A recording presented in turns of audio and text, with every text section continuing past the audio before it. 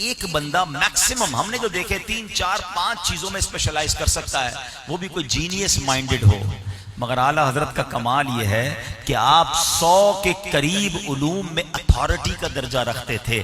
آپ ایسے تھے کہ جب قلم اٹھاتے تھے تو اس علم کی انتہا تک بات پہنچاتے تھے۔ علم کا دریا ہوا ہے موج زن تحریر میں، علم کا دریا ہوا ہے موج زن تحریر میں، جب قلم تو نے اٹھایا اے امام احمد رضا۔ لوگ حیران ہوتے تھے کس یونیورسٹی میں پڑھا ہے، کس ادارے میں پڑھا ہے، جس علم پر قلم اٹھاتے لوگ حیران ہو جاتے۔ بڑے بڑے علماء کہتے ہیں اعلیٰ حضرت کی شان یہ ہے، آپ سے فقہ کے بارے میں سوال کیا گیا، آپ نے فقہ کے بارے میں جواب دیا، آپ نے حدیث کے بارے میں آپ سے سوال کیا گیا، آپ نے حدیث میں جواب دیا، آپ سے جناب میتھمیٹکس کا کوسچن پوچھا گیا، آپ نے اس کے بارے میں جواب دیا۔ علم میراث کا سوال ہوتا ہے، علم میراث کا جواب دیتے ہیں۔ تفسیر قرآن کے بارے میں سوال ہوتا ہے، اس کے بارے میں جواب دیتے ہیں۔ سنو، آپ سے فارسی میں سوال ہوتا ہے، فارسی میں جواب دیتے ہیں۔ انگریزی میں سوال ہوتا ہے، ہاں ہاں اعلیٰ حضرت نے انگریزی میں جواب عطا فرمایا۔ آپ سے جناب عربی میں سوال ہوئے، آپ نے عربی میں جواب دیے۔ آپ سے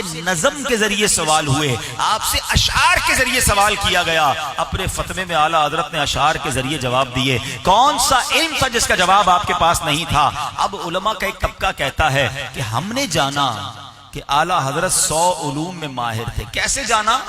کہ جو پوچھا اس کا جواب دیا۔ تو یہ بھی تو ہو سکتا ہے قلب اعلیٰ حضرت میں اس سے زیادہ علوم موجود ہوں۔